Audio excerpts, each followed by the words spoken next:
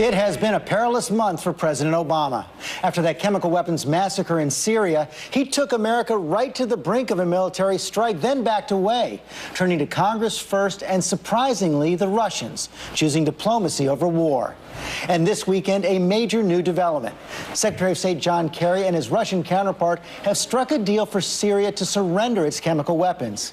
If it works, and that's a big if right now, the president may be able to claim a measure of victory for an approach that's brought him a mountain of criticism. And on the eve of the deal, we went inside the White House to speak with the president. He was confident, convinced that America is in a better position now than when he was poised to order military action just 2 weeks ago. We're definitely in a better position. Why? Keep in mind that my entire goal throughout this exercise is to make sure that what happened on August 21st does not happen again. That we do not see over 1,000 people, over 400 children subjected to poison gas. Something that is a violation of international law and is a violation of that won't happen again? decency. Well, I think we have the possibility of making sure that it doesn't happen again. Think about where we were. This event happens, and the initial response is the Syrians act as if they don't know anything about it. At that point, they're not even acknowledging that they've got chemical weapons. The Russians are protecting the Syrians, suggesting that there's no possibility that the Assad regime might have done this. And the inspectors weren't even in yet. And as a consequence of the pressure that we've applied over the last couple of weeks, we have Syria for the first time acknowledging that it has chemical weapons, agreeing to join the convention that prohibits the use of chemical weapons, and the Russians, their primary sponsor, saying that they will push Syria to get all of their chemical weapons out. The distance that we've traveled over these couple of weeks is remarkable, and my position and the United States position has been consistent throughout, which is that the underlying civil conflict in Syria is terrible. I believe that because of Assad's actions, his response to peaceful protests, we've created a civil war in Syria that has led to 100,000 people being killed and 6 million people being displaced. But what I've also said is that the United States can't get in the middle of somebody else's civil war. We're not going to put troops on the ground. We can't enforce militarily a settlement there. But in the past, you said he had to go. What we can do is make sure that the worst weapons, the indiscriminate weapons that don't distinguish between a soldier and an infant, are not used. And if we get that accomplished, then we may also have a foundation to begin what has to be an international process in which Assad's sponsors, primarily Iran and Russia, recognize that this is terrible for the Syrian people, and they are willing to come in a serious way to arrive at some sort of political settlement that would deal with the underlying terrible conflict that's taking place. And President Putin has become your unlikely partner in this. And, you know, even in this op-ed, which has stirred up a lot of controversy here in the United States, he said there's every reason to believe that the rebels are the ones who use the chemical weapons. So does that tell you he's willing to lie to protect Assad? Well, nobody around the world takes seriously the idea that the rebels were the perpetrators of this attack. He wrote it in the New York Times. Well, I understand. What I said is nobody around the world takes seriously the idea that the rebels perpetrated this attack. Now, what is true is that there are radical elements in the opposition, including folks who are affiliated with Al-Qaeda, who, if they got their hands on chemical weapons, would have no compunction using them in Syria or outside of Syria. And part of the reason why we've been so concerned about this chemical weapons issue is because we don't want those folks getting chemical weapons any more than we want Assad to have chemical weapons. And so the best solution is for us to get them out of there. But with respect to Mr. Putin, I have said consistently that where the interests of the United States and Russia converge, we need to work together. And I talked to Mr. Putin a year ago, saying to him, the United States and Russia should work together to deal with these chemical weapons stockpiles and to work to try to bring about a political transition inside of Syria. But do you trust he has the same goal? Do you really trust that? I don't think that Mr. Putin has the same values that we do, and I think, obviously, by protecting Mr. Assad, he has a different attitude about the Assad regime. But what I've also said to him directly is that we both have an interest in preventing chaos. We both have an interest in preventing terrorism. The situation in Syria right now is untenable.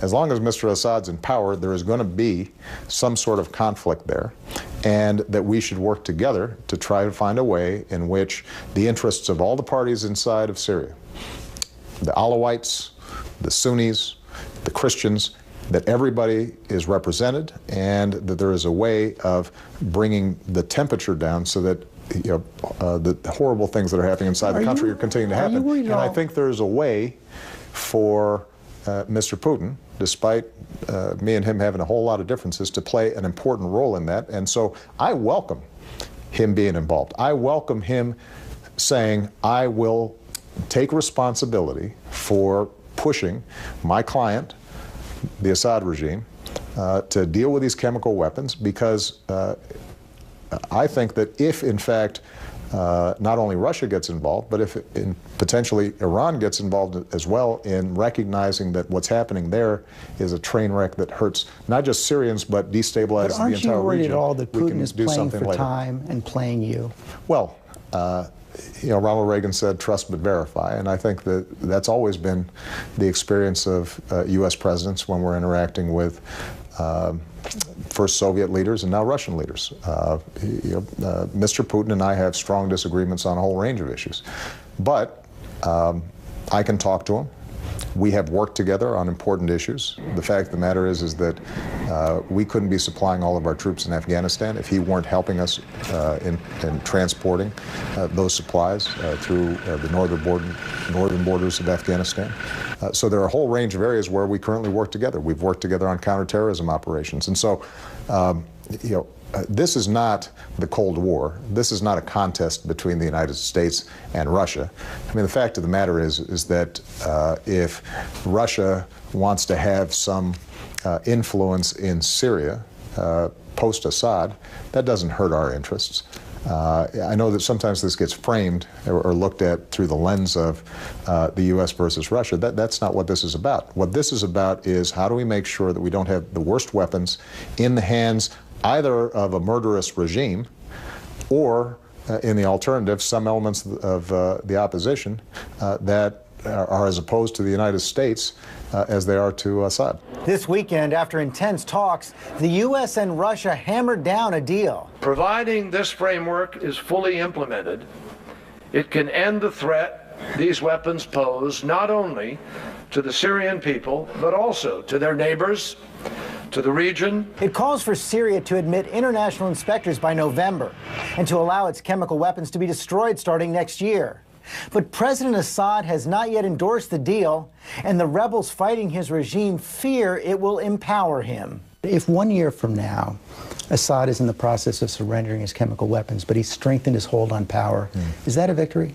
Well, the chemical weapons issue is the issue I'm concerned about first and foremost, simply because that speaks directly to U.S. interests. It speaks to the potential that other countries start producing more chemical weapons, that the ban on chemical weapons unravels, and it becomes more accessible to terrorists, which in turn could be used against us. So I have a primary concern there. I also believe that the U.S. has an interest in seeing a stable Syria in which people aren't being slaughtered. And it is hard to envision how Mr. Assad regains any kind of legitimacy after he's gassed or his military has gassed innocent civilians and children.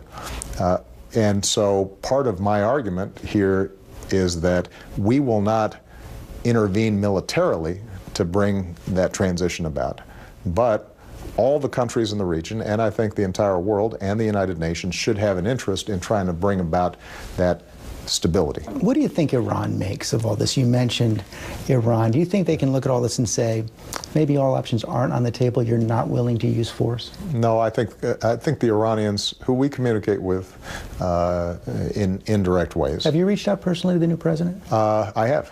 and he's reached out to me. We haven't spoken directly, but letters. Yeah, and I think what the Iranians understand is that the nuclear issue is a far larger issue for us than the chemical weapons issue. That the threat against against Israel that nuclear Iran poses is much closer to our core interests. That a nuclear arms race in the region is something that would be profoundly destabilizing.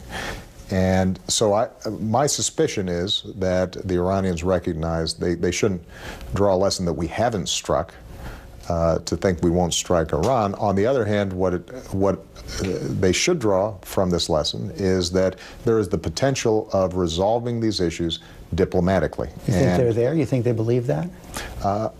I think they recognize, in part because of the extraordinary sanctions that we've placed on them, that the world community is united when it comes to wanting to prevent a nuclear arms race in the region. And negotiations with the Iranians is always difficult. I think this new president is not going to suddenly make it easy. But my view is that if you have both a credible threat of force combined with a rigorous diplomatic effort, that in fact you can strike a deal, and I hold out that hope. Final foreign policy question: you've had a lot of armchair criticism. Yeah. I'm sure you're used to that. I am. Senator Corker, Foreign Relations Committee, said you're not comfortable as Commander-in-Chief. It's like watching a person who's caged. The President of the Council of Foreign Relations, Richard Haas, words like ad hoc, improvised, unsteady come to mind. This is probably the most undisciplined stretch of foreign policy in your presidency. Yeah. What do you make of that? Well, I think that folks here in Washington like to grade on style. Right? And so had we rolled out something that was very smooth and disciplined and linear, they would have graded it well even if it was a disastrous policy. We know that because that's exactly how they graded the Iraq war until so this doesn't change your view of President Bush? No, what it says is that I'm less concerned about style points. I'm much more concerned about getting the policy right. And what I've said consistently throughout is that the chemical weapons issue is a problem. I want that problem dealt with. And as a consequence of the steps that we've taken over the last 2 weeks to 3 weeks, we now have a situation in which Syria has acknowledged it has chemical weapons, has said it's willing to join the Convention on Chemical Weapons, and Russia, its primary sponsor, has said that it will pressure Syria to reach that agreement.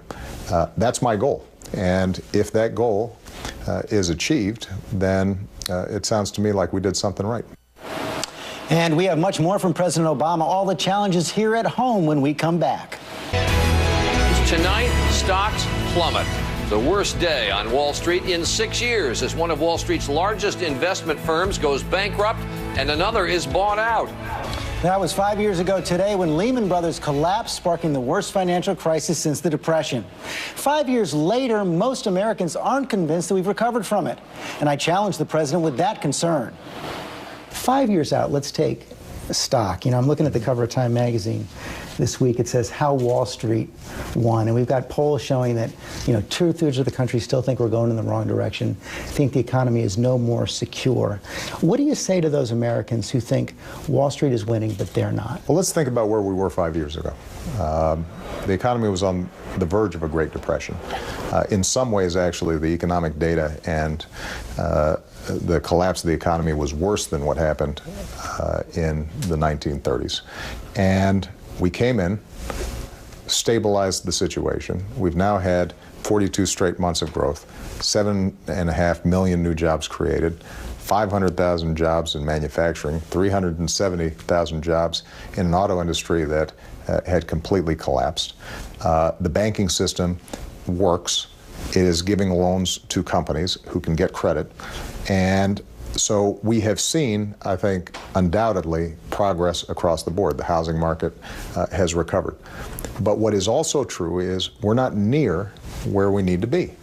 And part of it has to do with a whole bunch of long-term trends in the economy where the gains that we've made in productivity and people working harder have all accrued to the people at the very top. 95% of the gains to the top 1%. That is so striking. It is. And the folks in the middle and at the bottom haven't seen wage or income growth, not just over the last 3-4 years, but over the last 15 years.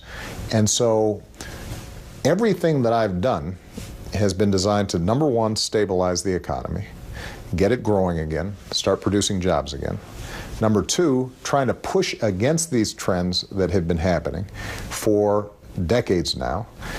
That's why we made sure that we had a tax system that was a little bit fair by asking people to pay more at the top. That's what the Affordable Care Act, healthcare reform is about, is making sure that folks who have been left out in the cold when it comes to healthcare are able to get healthcare. That's why we strengthened the entire banking system so that too big to fail is far less likely to be in place if, heaven forbid, there's a crisis the next time, because we've said, banks, you've got to double the amount of capital that you have so that you can absorb losses when you have them, so taxpayers aren't bailing you out. If you do start going under, you've got to have a plan, a living will, we call it, so that we don't have to come in and clean up after you. You're going to be on your own. Okay, but you do all these things and still 95% of the gains go to the top 1%. Do you look at that 4.5 years in and say, maybe a president just can't stop this accelerating inequality? No, I think the president can stop it. The problem is that there continues to be a major debate here in Washington, and that is, how do we respond to these underlying trends? If you look at the data, a couple of things are creating these trends. Number one, globalization, right? Capital, companies, they can move businesses and jobs anywhere they want. And so they're looking for the lowest wages. That squeezes workers here in the United States, even if corporations are profitable. Technology. If you go to a lot of companies now, they've eliminated entire occupations because they're now robotized. We don't have travel agents. We don't have bank tellers. It's bigger than Washington. Right. So there's a whole bunch of stuff that's happening in the marketplace. But if we have policies that make sure that our kids are prepared for higher skilled jobs, if we have policies that make sure that we're rebuilding our infrastructure, because a robot can't build a road, and we need new ports and a smarter electricity grid.